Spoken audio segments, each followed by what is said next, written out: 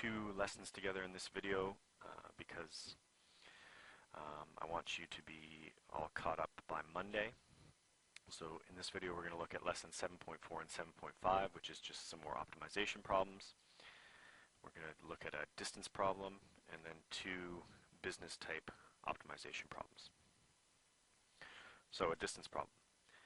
Mr. Skew and Mr. Mitchell are training for a race. Mr. Skew lives 20 kilometers north of Mr. Mitchell.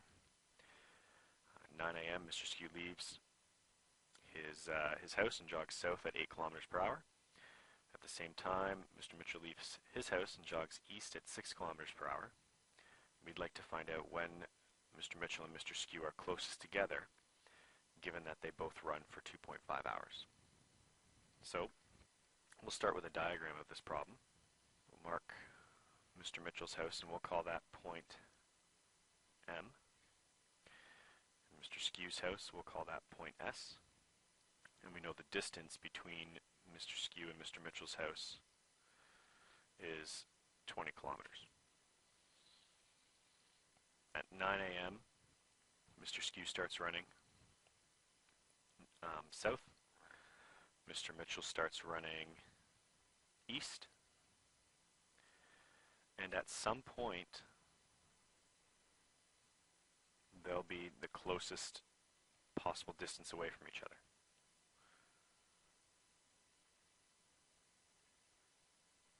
So we'll mark this point, I'll call this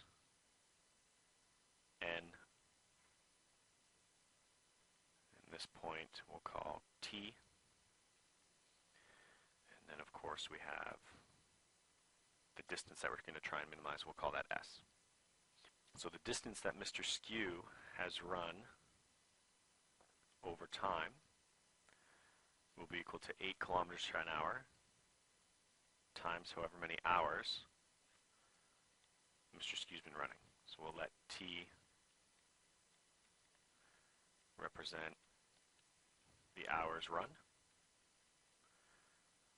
The distance Mn, the distance Mr. Mitchell has run, will be 6 kilometers an hour times T.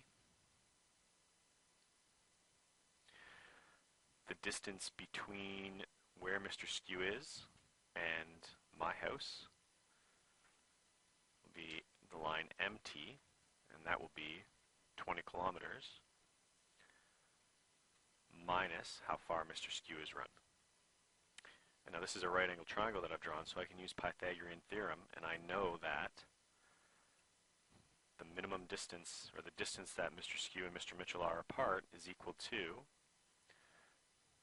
the square root of MT squared plus MN squared.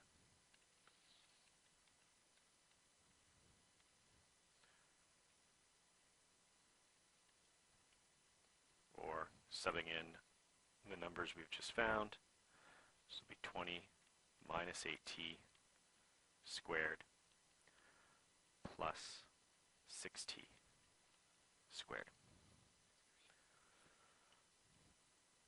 Let's continue to simplify this.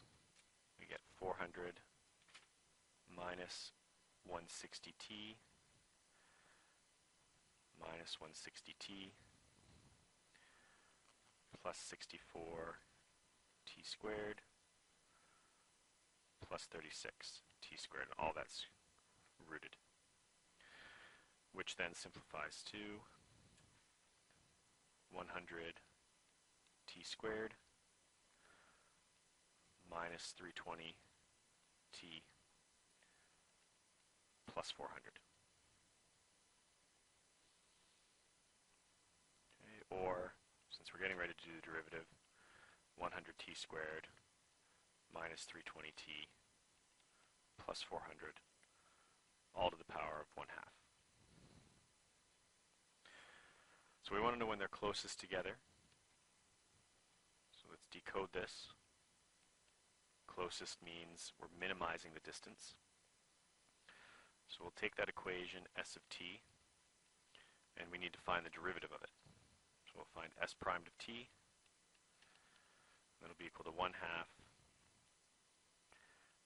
times 100 t squared minus 320t plus 400 to the power of negative 1/2 times the derivative of what's inside the brackets. So 200t minus 320. So let's simplify this.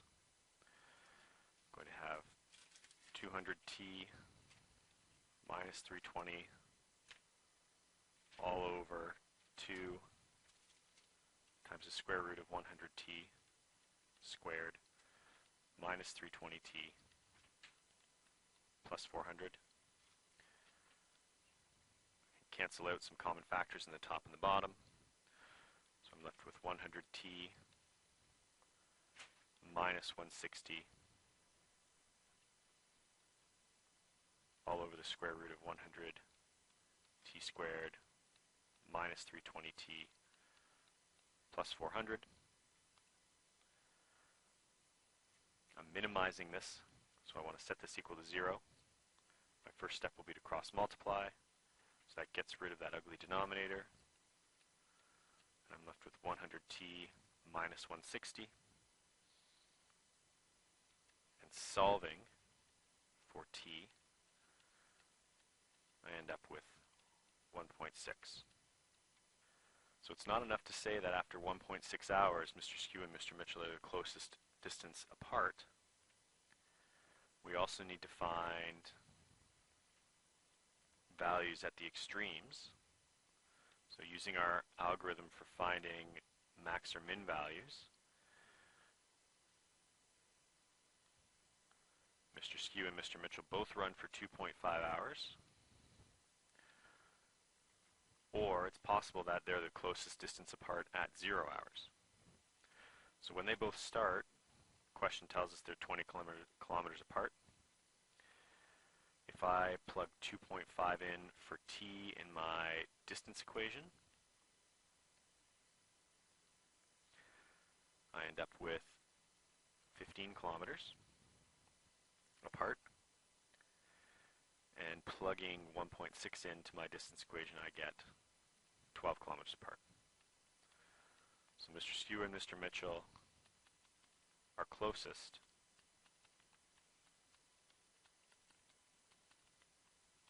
at the 1.6 hour mark. So let's take a look at two business problems now. We'll look at a question where we want to maximize our revenue. Again, this is a classic problem that you solved in grade 10 and grade 11. We're selling raffle tickets at Nelson. The cost of each ticket is $7.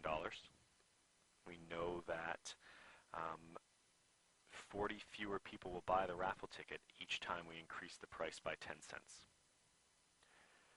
We can print a maximum of 2,600 tickets, and we want to sell more than 1,600 tickets because the school board will match any money we raise during the charity. So in this question, revenue is going to be equal to the price of our tickets times the number of tickets that we've sold. We're going to represent price as the $7 ticket price plus a number of 10-cent increases of a ticket. And likewise, numbers of tickets sold is going to be 2,000 plus 2,000 minus the 40 fewer tickets we sell for each increase. So our revenue function is 7 plus 0.1x times 2,000 minus 40x, which we can expand and simplify to negative 4x squared minus 80x plus 1,400.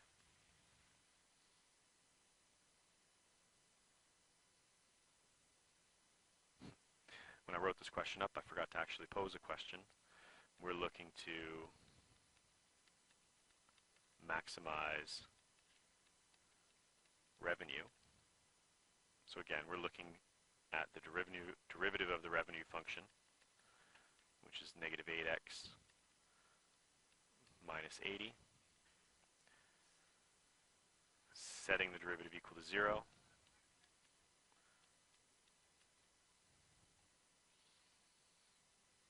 and solving for x.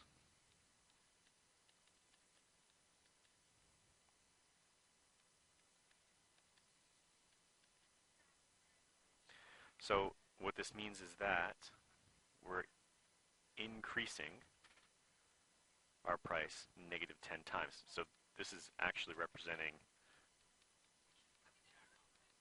a decrease in cost.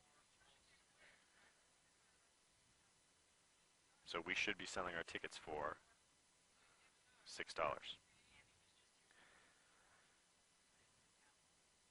If I plug that into my revenue function, I end up with a maximum revenue of $1,400, $400. Compare that to not increasing the price at all and just earning $1,400, or even increasing the price by $1, increasing the price to $8, and only making $1,800.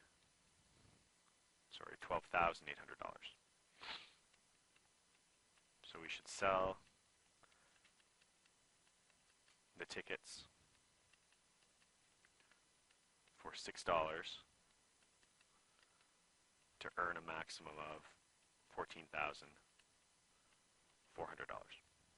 So last problem, I want to build a cylindrical shaped storage container. The base container I'm going to make of cedar wood. That costs $10 per meter squared. The top of the container I'll make of stainless steel. That costs $5 per meter squared. The sides of the container will be made of silver. That costs $8 per meter squared. This is a surface area problem. So let's draw a diagram just so we can understand this. If I imagine a cylinder being unfolded,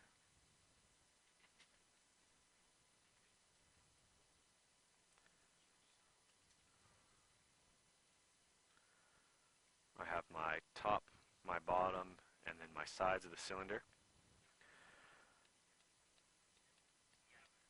The cost of the top of the cylinder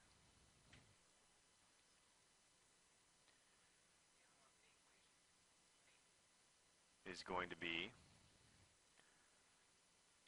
$5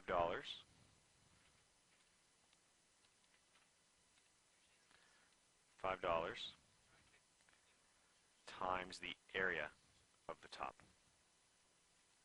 Top is a circle, so my area of the circle will be pi r squared. The cost of the bottom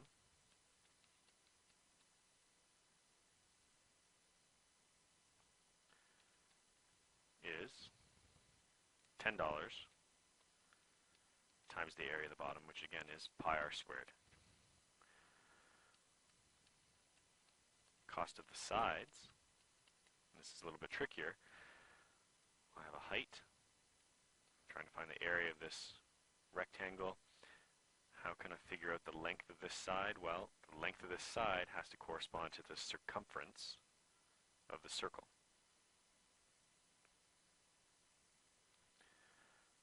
So this would be a length of 2 pi r. So the cost of the sides of this container is the $8 cost of material times 2 pi r h. So the cost of this tank is equal to 5 pi r squared plus 10 pi r squared plus 8 times 2 pi r h. Simplifying this, I've got some common factors. 15 pi r squared plus 16 pi r h. So I'm I'm running into a problem here. I have too many variables in my equation. So let's add a condition to this question so we can solve it. Let's state that the capacity of this container has to be 100 meters cubed. So I know my volume of this container has to be 100. The volume of a cylinder is also equal to pi r squared times the height. So 100 equals pi r squared h, which means h is going to be equal to 100 divided by pi r squared. So again, I can sub this in.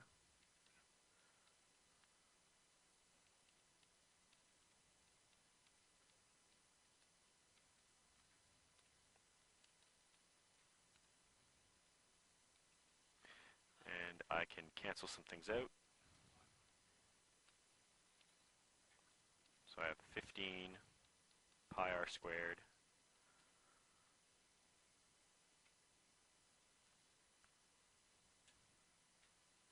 plus 1,600 pi over r.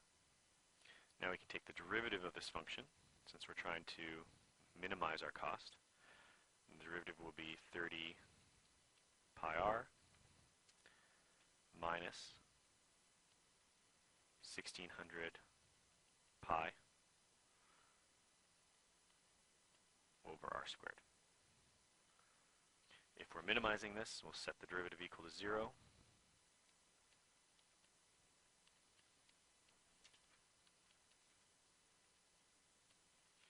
And try and solve for the radius.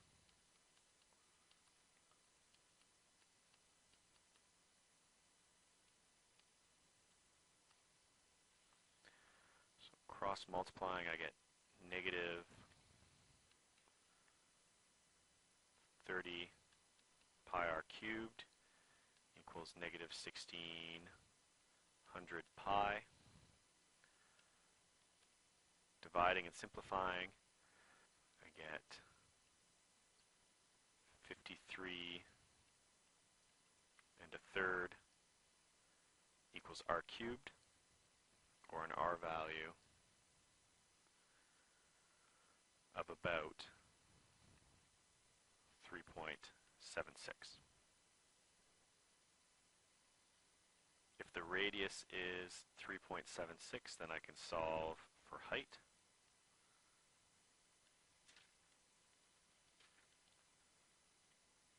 So I end up with a height of 8.47. And I can also take this radius back to my cost equation and evaluate cost when my radius is 3.76 to find my minimum cost. So evaluating a cost when my radius is 3.76, I end up with about $2,003.07, give or take. So my minimum cost is $2,003.07, and that happens when the radius is 3.76 meters and the height is 8.47 meters. So tonight and over the weekend, I would take a look at these 4 questions on page 147 and 151. Monday and Tuesday, we'll just spend some time practicing and gearing up for our unit test. I'll also talk about the summative on Monday and what you can expect.